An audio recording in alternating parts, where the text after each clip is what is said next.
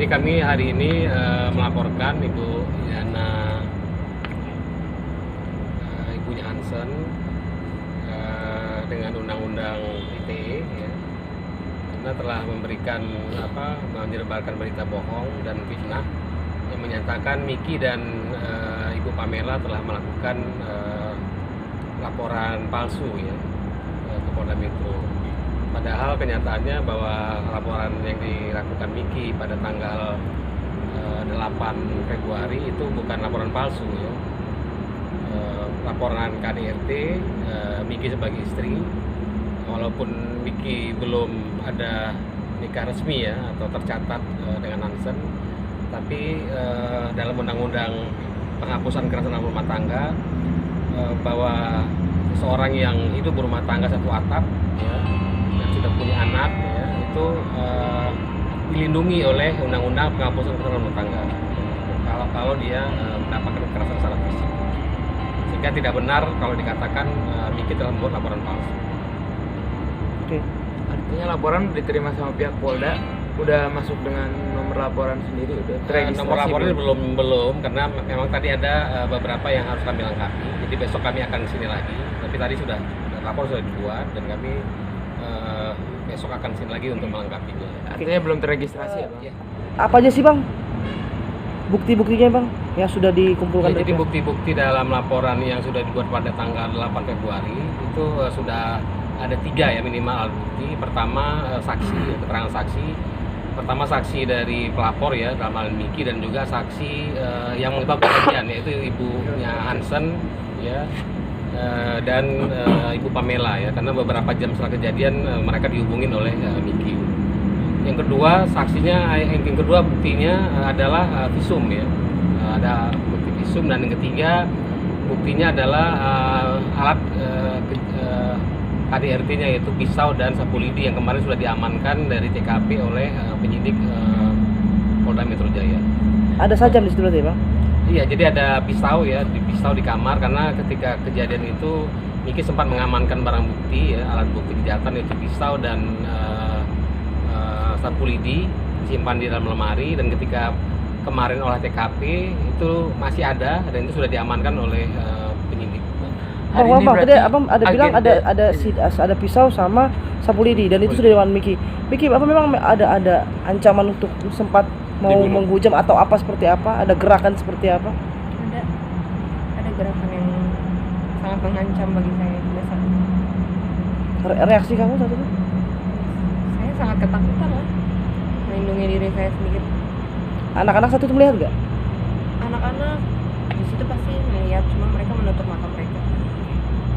Jadi tidak benar kalau Ibu Yulia bilang tidak ada apa-apa, jalan-jalan ke mall, terus makan-makan, ya. Padahal kondisi Miki pada saat itu adalah butuh untuk diobati, ya, dibawa ke rumah sakit, ya, di visum, ya, dan juga dilaporkan ke polisi si Hansennya, karena si Miki sudah lapor ke ibunya Hansen bahwa dia mendapatkan kekerasan yang luar biasa dari Hansen, tapi itu tidak dilakukan, ya, dibiarkan.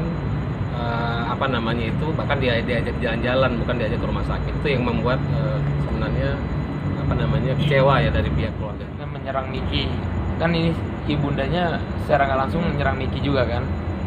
Nggak semuanya seperti itu, ya? Iya, nggak semuanya seperti itu. Masih ada yang support.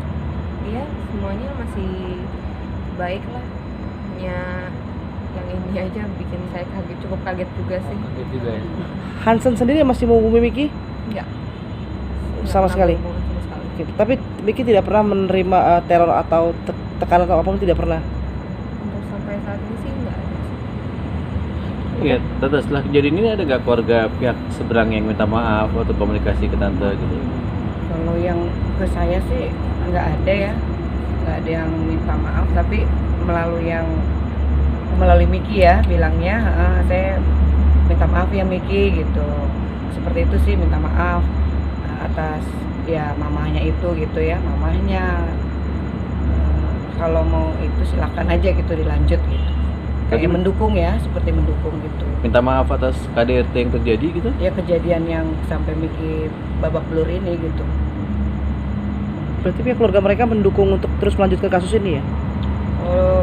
Kalau dari analisa saya, ya, maksudnya, ya, sepertinya dia sangat mendukung gitu, ya, keluarganya ya, maksudnya gitu ya. Yang mamanya juga awalnya kan seperti mendukung, ayo lanjutkan aja seperti itu gitu. Tapi tiba-tiba kok kemarin saya ngelihat ya, dikasih tahu juga sama wartawan, sama pengacara saya, tiba-tiba kok dia kayak menuntut ya, melaporkan saya gitu. Coba lihat laporannya katanya. Saya kaget lah, kok ini jadi berubah begini, ada apa ini gitu loh. Tapi- Miki, sepanjang kamu menikah sama Hansen, apakah memang ada tanda-tanda karakter yang kurang baik, yang keras, yang emosional gitu loh? Iya, seperti itu emang dia. Emosional, temperamen, sangat temperamen. Apa yang bikin kamu bertahan sih maksudnya? Itu kan 8 tahun ya berarti. Bukan Berapa waktu yang tahun? singkat untuk dia Ah. seorang yang selalu dipukuli gitu. Saya berhati bertahan buat anak-anak saya, karena saya nggak mau anak-anak saya nanti nggak punya bapak. Sedih sekali soalnya nggak punya bapak itu. Tapi kan ini sebenarnya juga tanpa ikatan ya Vicky ya. Itu gimana sih menanggapinya?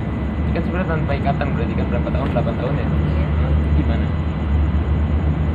Kenapa mau bertahan gitu tanpa ikatan? Selain karena anak saya ya, memang saat itu saya bertahan karena saya masih ada perasaan sama dia. Nah, jadi sebenarnya Miki sudah minta untuk dinikahi oleh Hansen, tapi dan juga sudah ada keluarganya Hansen, dia bawa orang tuanya, ibu bapaknya ke Ibu Pamela, dan sudah ada pembicaraan untuk ada pernikahan. Tapi ternyata sampai sekarang 8 tahun terakhir ya tidak ada terjadi pernikahan.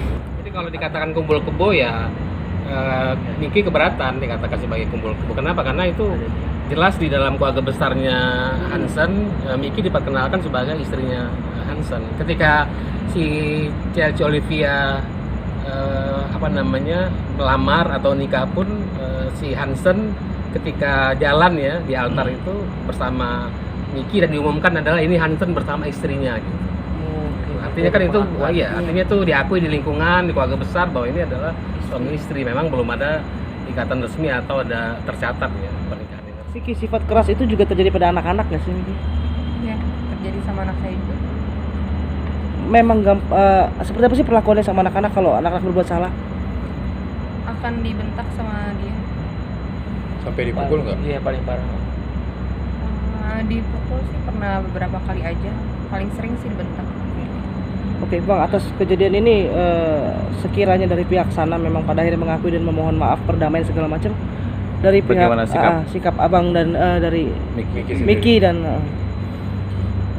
Ya, jadi untuk kekerasan ini alami oleh Miki ini merupakan tindak pidana khusus ya, bukan tindak pidana umum. Artinya ini kalau dalam undang-undang itu disebut dengan kejahatan kemanusiaan ya. Kenapa? Karena ini harusnya dilindungi, harus disayangi sebagai istri, tapi malah dilakukan kekerasan ya, bahkan sudah berulang kali gitu. Sehingga untuk laporan polisi oleh Miki ini, Miki tidak akan mencabut laporan, tidak akan berdamai, bahkan harus ada hukuman yang setimpal ya terhadap si pelakunya, dalam hal ini Hansen, untuk ada efek jera sehingga tidak melakukan lagi kepada siapapun. Oke. Jangan lupa subscribe, tekan tanda lonceng,